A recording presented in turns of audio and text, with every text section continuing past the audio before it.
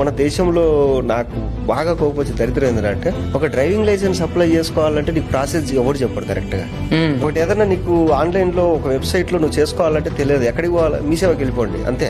నువ్వు బీటెక్ చదివి ఉంటావు, మీ సేవలో చేసేటోడు ఇంటర్ చదివి ఉంటాడు, నువ్వు వెళ్ళి వారితో పని చేయించుకుంటావు. మన గవర్నమెంట్ ఏం చేసిందంటే, జనాలు ఎడ్యుకేట్ అయితే ఫ్యూచర్ లో రాజకీయాలు దెబ్బతింటాయి కాబట్టి ఈ నా కొడుకులకు రాజ్యాంగం అంటే ఎందుకు తెలియకూడదు. ఇప్పుడు చిన్నపిల్లలు ఉన్నారు, మీరు చెప్పినట్టు రేపు అటెంప్ట్లు అవి ఇవి జరుగుతున్నాయి, వాడికి 7th క్లాస్ నుంచి సిలబస్ పెట్టండి పోక్సో యాక్ట్ కింద, వాడికి తుచ్చు పడుతుంది.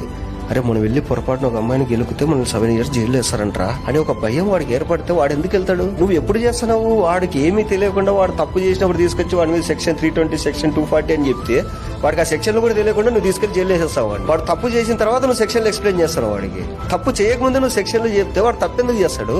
ఇది కదా ఎడ్యుకేషన్ అంటే. Download ShareChat.